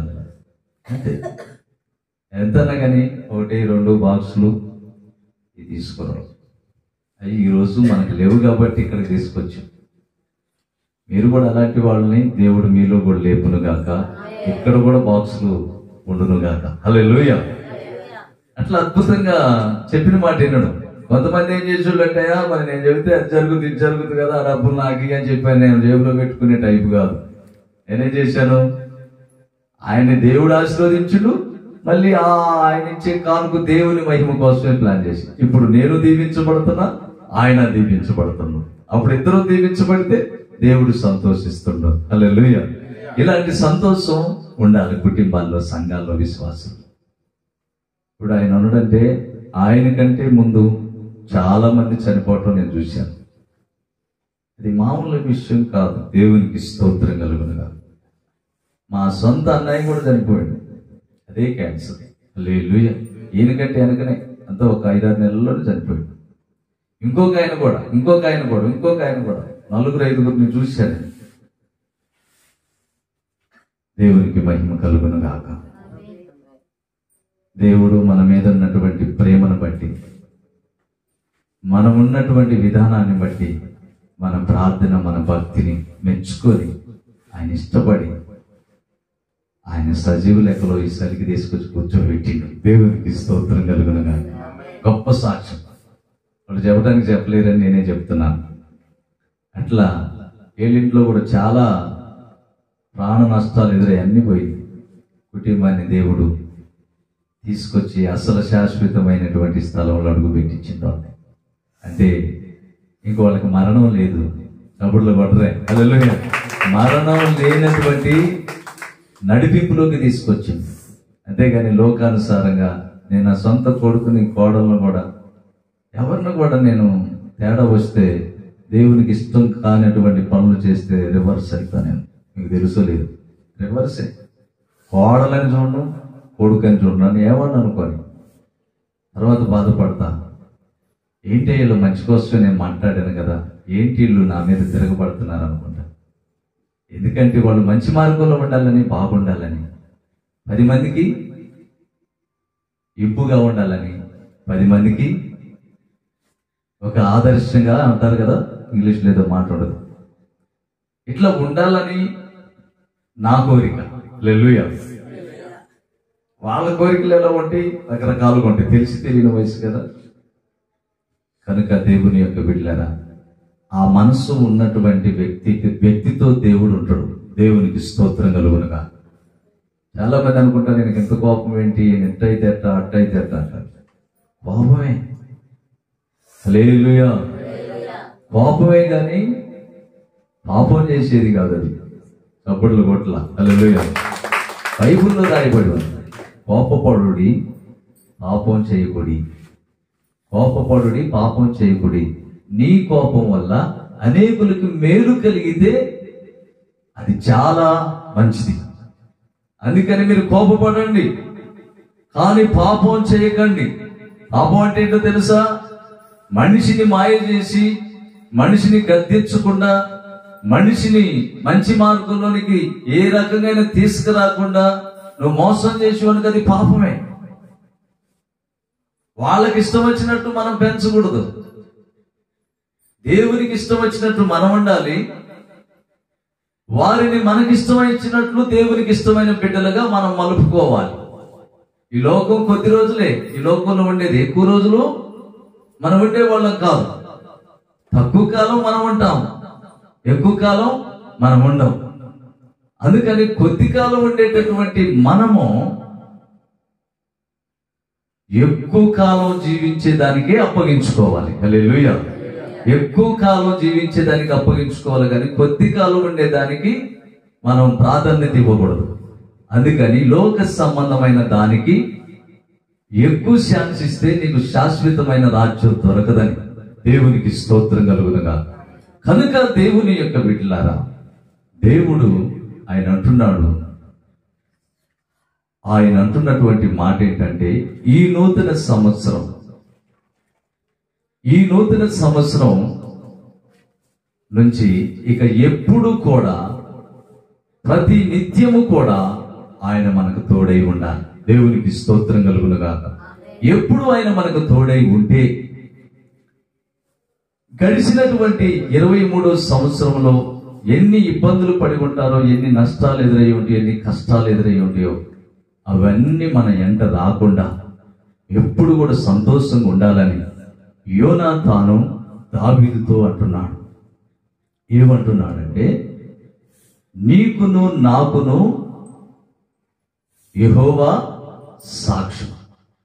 ఇప్పుడు మన కుటుంబాలకు అలాంటి సాక్ష్యం అని ఎవరైతే నిబంధన చేసుకుంటారో వారి కుటుంబాలు అద్భుతంగా ఉంటాయి. వాళ్ళు దీవించబడతారు, వాళ్ళు ఆశీర్వదించబడతారు, వాళ్ళు కనికరించబడతారు, వాళ్ళు అద్భుతంగా వారి కుటుంబాలకు మేలుకరంగా దేవుడు తోడై ఉంటాడు. ఇంకొక మాట చూసుకొని ముగించుకుందాం.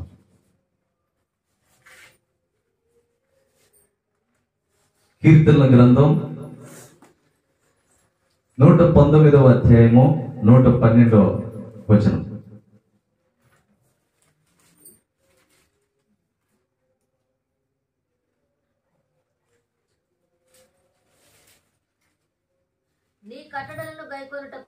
నీ కట్టడలను గైకొనుటకు నా హృదయమును నేను లోపరుచుకొని ఉన్నాను. నీ కట్టడలను గైకొనుటకు నా హృదయమును లోపరుచుకొనుచున్నాను. హల్లెలూయా. ఇది రెండవ మాట. మొట్టమొదటి మాట ఏంటి?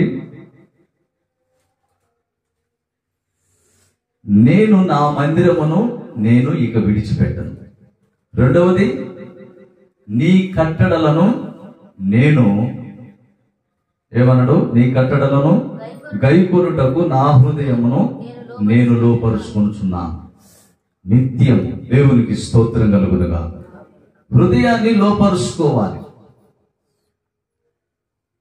ఆయన కట్టడలు అంటే ఏంటి? హల్లెలూయా. ఆయన కట్టడలు ఎవరైతే గైకొంటారో, ఆయన మాటల ప్రకారం ఎవరైతే జీవిస్తారో, అందులో చాలా అద్భుతాలు ఉన్నాయి, గొప్ప గొప్ప కార్యాలు ఉన్నాయి. చూడండి, కీర్తనల గ్రంథం 119:57 వచనం కూడా చదివి ద్వితీయోపదేశకాండం 28 మొదటి వాక్యాన్ని చూద్దాం. 119:57 వచనం.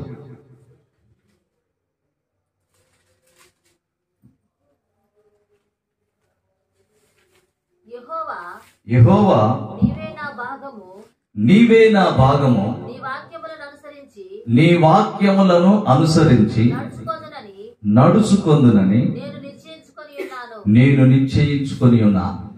నేను నిర్ణయించుకొని ఉన్నాను, నేను నిశ్చయించుకున్నాను. ఏమని? యెహోవా నీ వాక్యమును, నీ వాక్యానుసారంగా, నీ మాటలు అవునంటే అవును, కాదంటే కాదు. హల్లెలూయా. దేవుని మాటలకు అప్పగించుకోవటమే. దేవుని మాట అవునంటే అవును, కాదంటే కాదు. నువ్వు ఇది చేయొద్దంటే అది చేయకూడదు, ఇది చెయ్యంటే చేయాలి. అలా చేస్తే చూడండి, ద్వితీయోపదేశకాండం 28వ అధ్యాయము మొదటి నుంచి చివరి దాకా కూడా ఏమని ఉంటుందంటే, దేవుని ఆజ్ఞల ప్రకారం నడుచుకున్నటువంటి వాళ్ళ యొక్క ఆశీర్వాదాలు ఎలా ఉండేవో, ఆజ్ఞలు తప్పితే ఎలాంటి నాశనాలు ఉండేవో కూడా రాయబడి ఉంది. చదువమ్మా.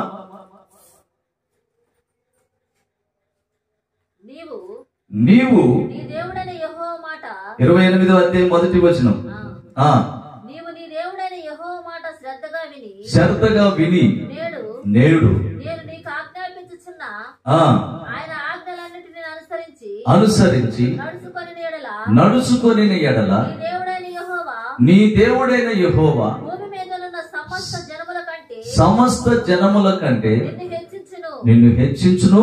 నీవు నీవు నీ దేవుడైన యెహోవా మాట వినని యెడల ఆ ఈ దీవెనలన్నీయు ఆ నీ మీదికి వచ్చి నీ మీదకి వచ్చి నీకు ప్రాప్తించును. నీ నీ పట్టణములో నీ పట్టణంలో దీవింపబడదువు. దీవించబడతావు. పొలములో దీవించబడదువు. పొలములో దీవించబడతావు. నీ గర్భఫలము అన్ని విధాలుగా దీవించబడతావు. ఇంకా చదువుకుంటూ పోతే ముందుకెళ్ళిన తర్వాత ఏముంటుందో తెలుసా? ఆయన కట్టడలు ఆయన ఆజ్ఞల ప్రకారం నడవకపోతే పోతారు. హల్లెలూయా. నిజంగా నామకార్థం వాళ్ళ గురించి మనం ఆలోచించకూడదు. వాళ్ళ గురించి ఆలోచిస్తే ఒకప్పుడు రకరకాల మనిషిని, భయంకరమైనటువంటి మనిషిని, పిచ్చి పిచ్చి అలవాట్లు, పిచ్చి పిచ్చి చేస్తారు, ఇవన్నీ పోయినాయి. అలాంటి వ్యక్తి దగ్గరికి వస్తే ఇవన్నీ పోతాయి. అంటే దేవుడు దీవిస్తాడు, ఆశీర్వదిస్తాడు. ఎప్పుడు ఆయన ఆజ్ఞలను గైకొనాలి, ఆయన కట్టడలను అనుసరించాలి. ఆయన అవునంటే అవును, కాదంటే కాదు. దేవునికి స్తోత్రం కలుగునుగా. బైబిల్లో ఉంది, పైన ఆకాశం అందే, కింద భూమి అందే, భూమి కింద నీళ్ళు అందే, ఏ రూపమైన నువ్వు చేసుకొనకూడదు అన్నాడు. ఆయనకి సాగిలు పడకూడదు అన్నాడు. ఆయనకి సాగిలు పడడం అంటే దేనికి సాగిలు పడుతున్నావు? అడవై సాగిలు పడితే అట్టుకుంది. ఎవడో తయారు చేసిన బొమ్మలకు సాగిలు పడొచ్చా? తర్వాత ఏముంది? నేను రాష్ట్రం గల్ల దేవుడును 3-4 తరముల వరకు తండ్రులు దోషం బిడ్డల మీదకి వచ్చిందని ఉంది. శాపం, అంత బాధ ఏమొచ్చింది? అప్పగించుకొని మంచి నిర్ణయం తీసుకొని దేవుని యొక్క మాటలకు అప్పగించుకొని ఆ ప్రకారంగా నడుచుకోవాలి. అంతేగాని దీవెనలంటే ఏంటి? హల్లెలూయా. దీవెనలంటే పైరు పంటలు బాగా వర్షాలు ఉండి తెగుళ్ళు రాకుండా ఒక సంవత్సరం పండిస్తుడు దేవుడు, ఒక సంవత్సరం పురుగు పంపిస్తుడు, తెగుళ్ళు పంపిస్తాడు. ఎందుకంటే చెప్పిన మాట ఇంటలేదే. ఆ పండిన సంవత్సరం అబ్బా దేవుడు అద్భుతాలు చేశాడు, రెండో సంవత్సరం పండ్ల. మరి అప్పుడు దేవుడు ఇలాంటి అద్భుతాలు కాదు, అది నేను సరి చేయటానికి అవన్నీ జరుగుతాయి. అద్భుతం అంటే ఏంటంటే మనిషి మనిషిగా మారినప్పుడు, మనిషిలో ఉన్నటువంటి చెడు అలవాట్లు పోయినప్పుడు, మనిషిలో ఉన్నటువంటి అజ్ఞానం తొలగిపోయినప్పుడు, మనిషిలో ఉన్నటువంటి పాపం వెళ్ళిపోయి పరిశుద్ధులుగా జీవించబడి దేవునికి ఇష్టమైన నడవడి నడిచినప్పుడు, దేవునికి ఇష్టమైన బిడ్డలుగా మార్పు చెందాలి. అలాంటి మార్పు చెందినప్పుడే, హల్లెలూయా, ఆ మార్పు చెందినప్పుడే అద్భుతం. ఇప్పుడు నేనున్నాను, ఒకప్పుడు పాపంలో ఉండి నాకు అద్భుతాలు జరుగుతున్నాయి అంటే అటుకురింది. రోగంలో ఉన్నాను, రోగం తగ్గింది, అద్భుతం అంటే అటుకురింది. మళ్ళీ వచ్చే సంవత్సరం మళ్ళీ రోగం వచ్చింది. ఎందుకంటే ఈ శరీరం మట్టి శరీరం. ఈ మట్టి శరీరంలో ఉండగానే మహిమ కలిగినటువంటి శరీరానికి అర్హత పొందుకోవాలి. అదే అద్భుతం అంటే. హల్లెలూయా. ఆ అద్భుతం కోసమే మనం దేవుళ్ళు నలిగిపోతున్నాం అన్నమాట. దేవునికి ఇష్టమైన బిడ్డలుగా అవుతున్నాం అన్నమాట. దేవునికి ఇష్టమైన బిడ్డలుగా కావటానికి గల కారణాలు ఇవి. చూడండి, ఇంకొక మాట, ఇదంతా చాలా స్టోరీ ఉంటది. అయితే దేవుని యొక్క బిడ్డలారా, మీ మనస్సును నిశ్చయించుకొనిన ప్రకారం అని ఇక్కడ ఉంటది. 3వది 4వది దేవుని చిత్తము చొప్పున నడుచుకోవాలి. దేవునికి స్తోత్రం కలుగును గాక. మొట్టమొదటిది, నేను దేవుని మందిరమును ఎన్నటికీ నేను విడువను, మందిరాన్ని నేను విడువను. 2వది, హల్లెలూయా, దేవుని కట్టడలను నేను అనుసరిస్తాను, నా నిర్ణయం అలాంటిది. 3వది, నేను దేనికి చింతించను. 4వది, నేను దేవుని చిత్త ప్రకారం నేను ఉంటాను. అలా నిర్ణయాలు అలా ఉండాలి. అంటే ఒకరి యొక్క నిర్ణయం అలా ఉండాలి. అలా ఉన్నప్పుడు దేవుడు ఈ 2024 సంవత్సరంలో మనతో ఉంటాడు. ఇక మనకి కన్నీరు కాదు కదా, ఎదురాయి కాదు కదా, కష్టం కాదు కదా, నష్టం కాదు కదా, ఎలాంటి ఇబ్బంది ఏది కూడా మనకి ఎదురు కాదు. ఎన్నగాక మొన్న ఏదో ఇంట్లో ఇవన్నీ అయిపోయి చేతి ఈ శరీర సంబంధంగా ఇంట్లో ఇబ్బందులు. 1 గంటలోనే నాకు ఒక ఫోన్ వచ్చింది, మీ సెల్లుకి ఇప్పుడే ఒక 2000 పంపిస్తున్నానని. హల్లెలూయా. అసలు మనం ఎవరి మీద దేని మీద కూడా ఆధారపడాల్సిన అవసరం లేదు. దేవుడు ఖచ్చితంగా మనకు అనుగ్రహిస్తాడు. ఇప్పుడు చాలా మంది క్యాలెండర్లు అమ్ముకుంటారు. అంటే అమ్ముకోవటం తప్పులేదు, వాళ్ళకి సంఘంలో డబ్బు లేకపోవటం వల్ల తెచ్చుకొని మళ్ళీ ఆడ అప్పులు చేసి తెచ్చి మళ్ళీ ఇస్తారేమో, అమ్ముకోవటం తప్పులేదు. అయితే మనకి ఎవరో ఒకళ్ళు మన సంఘంలో ఇస్తున్నారు. హల్లెలూయా. ఇస్తున్నారు కాబట్టి మనం ఫ్రీగానే ఇస్తాం అన్నమాట. వాళ్ళు ఇట్లేదు కాబట్టి వాళ్ళు అమ్ముకుంటున్నారు. హల్లెలూయా. కనుక దేవుని యొక్క బిడ్డలారా, ఇక్కడ దేవుని యొక్క వాక్యం ఏమంటుందంటే, మేము దేనికి చింతించము, ఎందుకంటే మేము అలా నిర్ణయించుకున్నాం. మేము దేవుని చిత్తానికి అప్పగించుకుంటాం. మేము అలా నిర్ణయించుకున్నాం. అంటే మీ నిర్ణయాలు ఎలా ఉండాలి అనేది దేవుడు ఈరోజు హెచ్చరిస్తుందన్నమాట, తెలియపరుస్తుందన్నమాట. వింటున్నారా? చూద్దాం అన్నట్టుండే అలాగే ఎట్టుతున్నాం. దేవునికి స్తోత్రం కలుగును గాని. హల్లెలూయా.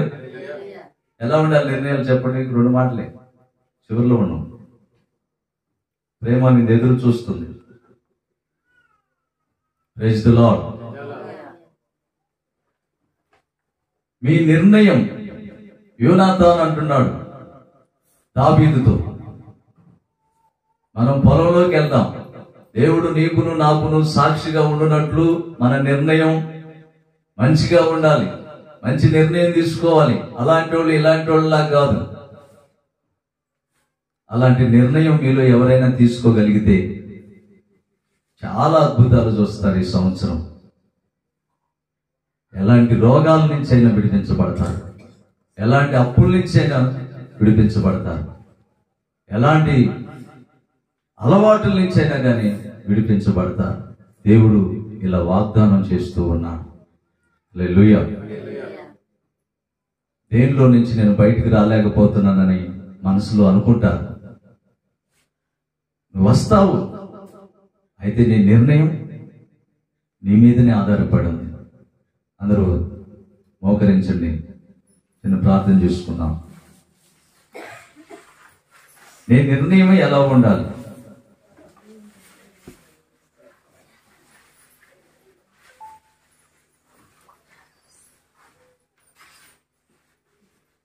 గత కాలంలో తీసుకున్నటువంటి నిర్ణయం కాదు. చాలా మంది పరిశుద్ధులుగా నటిస్తారు, జీవించరు. దేవుడు చూస్తున్నాడు. ఆయన అంటున్నాడు, ఏంటి నీ నిర్ణయం? యోనాతాను దావీదు యొక్క నిర్ణయం. నేను దావీదును అంటున్నాడు, ఈ దావీదు నాకు ఇష్టానుసారుడు అంటున్నాడు. దేవుడే అంటున్నాడు, దావీదు పట్టణం మందు నేడు నీ కొరకు నా కొరకే రక్షకుడు పుట్టాడు. మరి నీ నిర్ణయం ఎలా ఉందో నీ మీదనే ఆధారపడి ఉంది. దేవుడు మాట్లాడుతూ ఉన్నాడు. ఆయన సూటిగా తేటగా నువ్వు ఏమనుకున్నా సరే ఆయన నీతో మాట్లాడాడు. నీ మంచి కొరకు, నీ మేలు కొరకు, ఈ సంవత్సరాంతంలో నువ్వు దీవెనకరంగా ఉండాలని, ఆశీర్వాదకరంగా ఉండాలని, అద్భుతంగా నువ్వు సాగిపోవాలని, నీ జీవితంలో ఎలాంటిది నీకు ఎదురు కాకూడదని, దేవుడే నీకు ముందుగా ఉండాలని, ఆయన నీతో ఉండాలని ఆయన సేవకుల్లో నుంచి దేవుడు మాట్లాడుతూ ఉన్నాడు. తీసుకో నిర్ణయం, సరైన మారు మనసు పొందు. ఇంతకాలం దేవునికి ఎంత దూరం అయ్యావో, దేవుణ్ణి విడిచి నువ్వు వెళ్ళిపోయావు. దేవుడు చూస్తూ ఉన్నాడు. అయితే ఆయన దగ్గరికి నువ్వు వచ్చావు. ఆయన సంతోషిస్తూ ఆయన నీతో మాట్లాడాడు. తీసుకో నిర్ణయం. ప్రభువా, నేను నిన్ను విడవను ప్రభువా, నీ సన్నిధిని నేను విడవను ప్రభువా, నీ పరిశుద్ధుల విందుని నేను ఎప్పుడు విందులోనే ఉంటాను ప్రభువా, పరిశుద్ధత కలిగి నేను జీవిస్తాను ప్రభువా, నాకు నీ పరిశుద్ధతే నాకు కావాలి ప్రభువా. పాప జీవిత రోత బ్రతుకు, శాపం, అనవసరమైనటువంటి పనికి మాలినటువంటి కార్యాలు, పనికి మాలినటువంటి సహవాసాలు, పనికి మాలినటువంటి ఎయ్యయ్యో ఫంక్షన్లను అయ్యానయ్యా సమయాన్ని వ్యర్థం చేసుకొని వినియోగం చేసుకొని కుటుంబాన్ని పాడు చేసుకుంటూ కుటుంబాన్ని మంచి మార్గంలోకి నడిపించుకోకుండా కుటుంబీకులు దేవుని సన్నిధిలో కనబడకుండా నువ్వు వచ్చి సుఖమేముంది? నీ బిడ్డలు నడిపించుకోలేని భక్తి నీది. ఎంత మాత్రం భక్తి? ఎంతవరకు నువ్వు? వాళ్ళేదో అనుకుంటారంటే అనుకుంటే వాళ్ళు నరకంలో పడితే అప్పుడేం చేస్తారు? నరకాగ్నిలో పడి వాళ్ళు కాలిపోతుంటే చూస్తా ఉండవా? నిన్ను చూడటానికి ఆ దేవుడు నిన్ను పిలిచింది. చేతనైన వరకు నీ బిడ్డల్ని రక్షించుకో. అదే బస్సు యాక్సిడెంట్ ఏదైనా కానీ వారి మీదకి వస్తుందంటే అప్పుడైనా చేయబట్టి నీ బిడ్డలని కుటుంబాన్ని లాక్కోవాలి. అదే ఇది అనుకోవచ్చు కదా, అంతకంటే ఇది ప్రమాదకరమైందని నువ్వు అనుకోవచ్చు కదా. దేవుని యందు నీకు రోషం లేదు. మన దేవుడు గొప్పవాడన్న సంగతి నీకు తెలియదు. ఆయన పరిశుద్ధుడని తెలియదు. ఆయన దేవుడు అన్న నమ్మకం ఏదో తాత్కాలికమైన విశ్వాసమే గాని నిజమైన విశ్వాసం నీలో లేదు. స్తోత్రం, స్తోత్రం, స్తోత్రం, స్తోత్రం. ప్రార్థన చేసుకో. ప్రభు నీతో ఉంటానంటున్నాడు. ఈ 2024 సంవత్సరం ఈ యొక్క సమయం మొదలుకొని నీతో నేను ఉండాలని నేను కోరుకుంటున్నాడు. నీతో కాదు, నీ కుటుంబంతో కూడా ఉండాలని ఒక ఆయన అంటున్నాడు. ఇదిగో ప్రభువా, నేను నా కుటుంబం నా బిడ్డలంతా ప్రభువా నీ సన్నిధిలో ఉండునట్లు ఆశీర్వదించు తండ్రి అని దావీదు ప్రభువుని కోరుకుంటున్నాడు. అలాగనే మనం కూడా కోరుకుందాం. అలాగనే యోబు కూడా నా బిడ్డలు ఏ కీడులో పడతారేమోనని నేను విజ్ఞాపన చేస్తున్నాను, ఉపవాసాలు ఉంటున్నాను. తండ్రి, నా బిడ్డల్ని కాపాడు ప్రభువా, లోకంలో కలవకూడదు ప్రభువా, శాపంలో పోకూడదు ప్రభువా అని యోబు ప్రార్థించుకుంటూ ఉన్నాడు. అలాగనే తల్లివైన నీవు, తండ్రివైన నీవు నీ బిడ్డలు నీ చుట్టూ ఉండటం కోసం వాళ్ళు నిన్ను అసహించుకున్నా పర్వాలేదు, నిన్ను నిందించినా పర్వాలేదు, నిన్ను తిట్టినా పర్వాలేదు, నువ్వు మంచి వ్యక్తి కాదని వాళ్ళు అనుకున్నా పర్వాలేదు. ఎందుకంటే వారిలో ఉన్నది సాతాను కనుక, నీలో ఉంది యేసయ్య కనుక యేసయ్య భరించాడు. వారు ఏమి చేయించున్నారో వారు తెలియక ఉన్నారని క్షమించుకుంటూ వారిని రక్షించాలని ఆయన రక్తాన్ని సిందించాడు. దేవునికి స్తోత్రం కలుగునుగా. స్తోత్రం, స్తోత్రం, స్తోత్రం, స్తోత్రం, స్తోత్రం. కృపగల దేవుడవే నా ఎడల దయగల దేవుడవే. అందరూ కృపగల దేవుడవే నా ఎడల దయగల దేవుడవే. నీ సన్నిధిలో నేనుండుటాకే నన్ను నిర్మించినావే. నీ సన్నిధిలో నేనుండుటాకే నన్ను నిర్మించినావే. నీ ప్రేమ చూపి నీ వారసునిగా నేనుండుటకే కృప చూపినావే. నీ ప్రేమ చూపి నీ వారసునిగా నేనుండుటకే కృప చూపినావే. కృపగల దేవుడవే నా ఎడల దయగల దేవుడవే.